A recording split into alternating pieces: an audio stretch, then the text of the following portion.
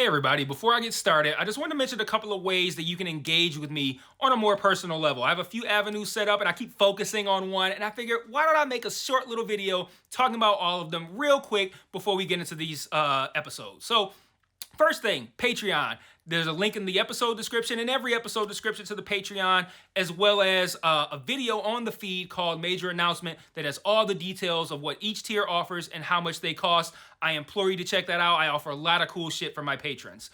Second thing, the Discord channel. There's also a Discord link in the episode description and in every episode description. I have multiple channels set up there for each show that I'm covering, and it's a great way to just engage with me. I have a channel set up for MMA talk as well. I'm a big MMA fan, so if you're an MMA fan, you can check that out as well. There's a link to the Discord in the episode description. And then lastly, the Facebook and Twitter. Social media. Follow me on there. I post news on there. When I say news, I mean like, hey, I'm stopping covering this show. Hey, I'm starting covering this show. Let me know what you think about this.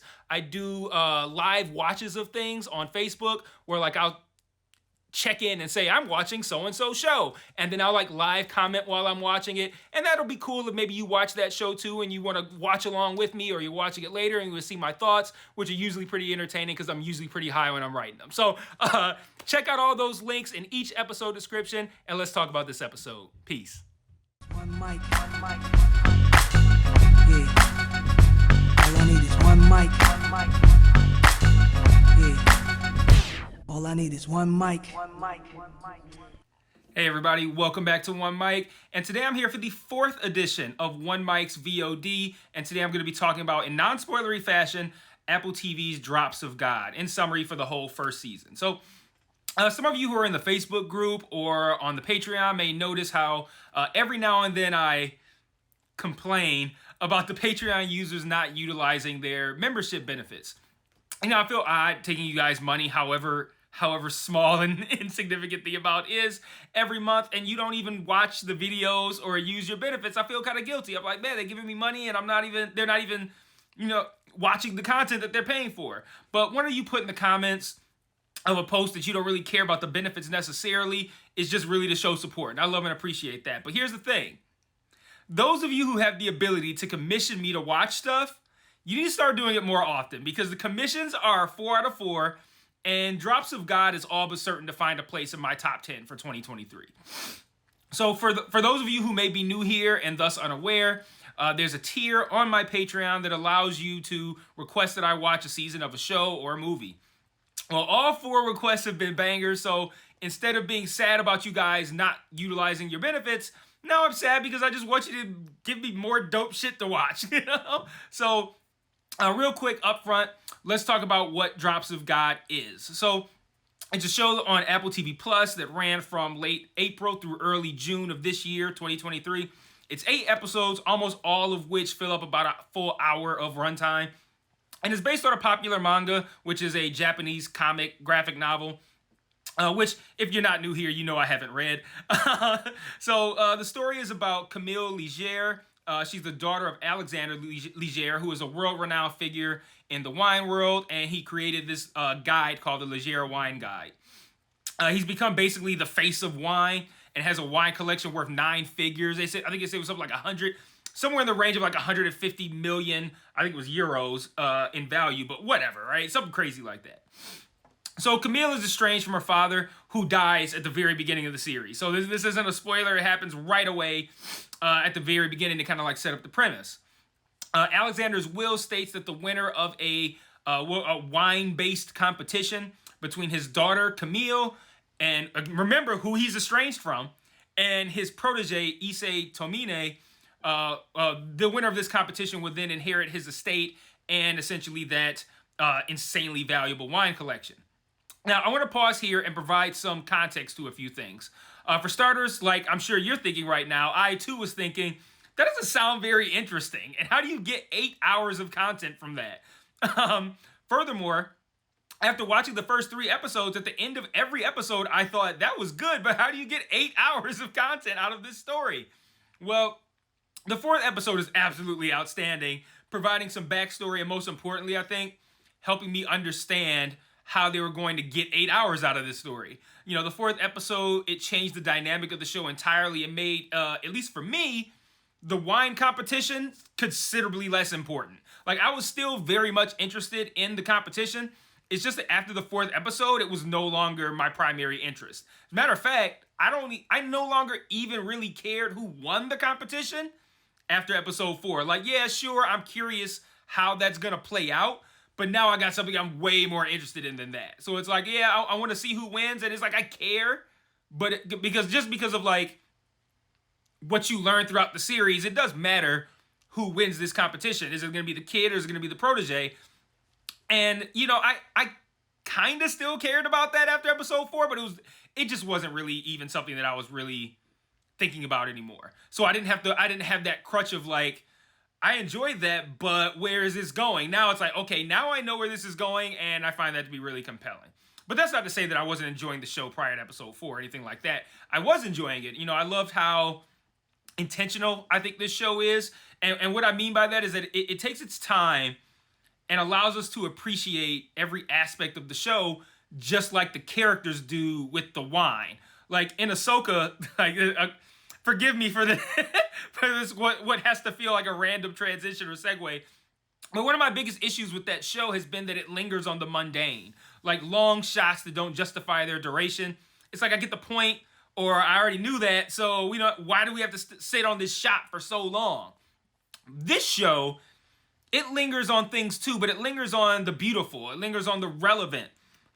You know, there's an entire process that goes behind how the wine is experienced, and they never skimp on that process. Like, what I mean is, like, the characters go through this whole process every time they have a drink of wine, long after I had already learned and memorized the process. Like, I didn't need to see it anymore, but the characters kept doing it. And that level of intentionality, attention to detail, the appreciation the characters show the wine comes through in how the creators treated the show. In short, though, the creators just made this show with the same love, care, intentionality, attention to detail that its characters give to the wine, and I thought there was a real beauty in that.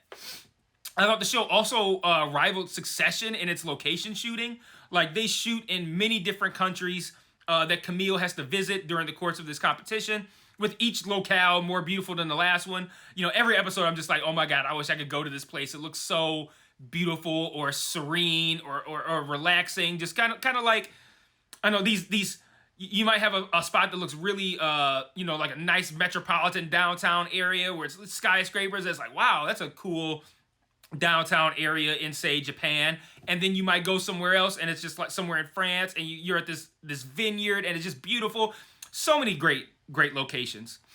The acting is incredible from top to bottom and features a cast replete with actors I've never heard of in my entire life. So Camille is played by, forgive me, I'm possibly going to fuck up these names, likely going to fuck up these names. Camille is played by Fleur Geffrier, who, like I said, I've never seen her in anything before. Her filmography appears to have entirely taken place overseas. But she's incredibly charming in this.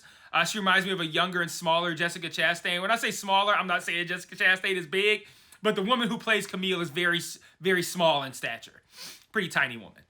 Issei is played by Tomohisa Yamashita, who I didn't recognize until I went on his IMDb and saw that he was on in Tokyo Vice, which I watched and reviewed on this channel. So if you're interested, check it out. I thought Tokyo Vice was really good.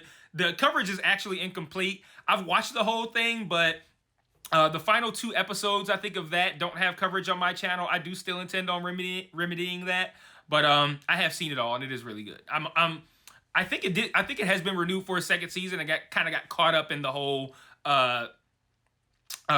pandemic situation, and I think maybe it's just pandemic plus maybe like the writer's strike, but I don't know. We're on a way off tangent here. Watch Tokyo Vice. Where was I? So, Issei. So Issei starts off as a very cold and bland character, and at first I kind of thought that was due to the actor kind of delivering like a subpar performance. I'm like, this guy doesn't really know how to emote very well. But as the series progresses, we come to understand why Issei is the way he is, and by the end of the season, Issei was probably my favorite character on the show. His journey was an interesting one.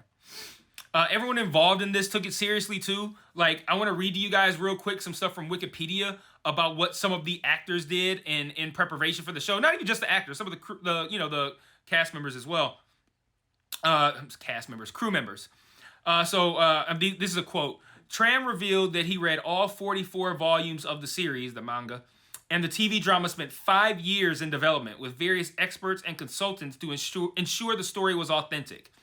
Pause real quick on reading from Wikipedia. Tran is the screenwriter. I noticed I just opened up with Tran revealed. You guys are like, who the fuck is Tran? Screenwriter. All right, back to Wiki.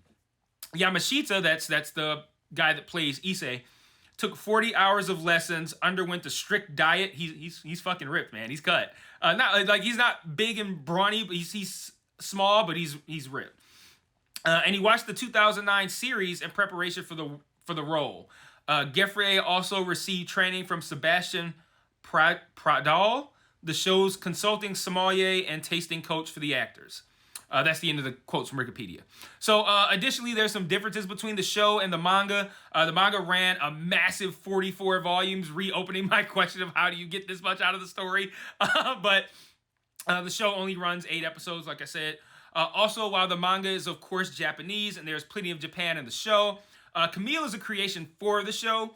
You know, in the manga, the lead character is a Japanese man. Obviously, Camille is a woman. She's a French woman, specifically. And to that point, if you have an aversion to subtitles, this show ain't gonna be for you. There is no dub option, good, because there shouldn't be. And the characters on the show speak all the languages. Like, I think there's Japanese, French, English. There's probably a couple more that are utilized along the way. Personally, I appreciate the authenticity and would never watch a dub if the subtitle option is available. Hopefully, to me, I don't even think there should be a dub available. You should hear the actors speaking the words and the way that they want you to hear them rather than hearing a dub, and you should just fucking learn how to read. But that's just me, ironically, from somebody who constantly talks about how he never reads. But I do understand how subtitles can be a turn-off for some. So to wrap up, yeah, man, I really liked this show. Thought it was beautiful, well-paced, well-acted, engaging, moving, shocking. It had a lot going on. I don't see how this doesn't end up in my top 10, and episode 4 was immediately added to my best episodes of the year list, which will be part of my best of 2023 video, which will come out in January of 2024. So thank you for recommending it, the individual who commissioned it, who asked me not to share who they are. And whenever you guys come across something that you think I like, make sure to send it over. And until next time, peace.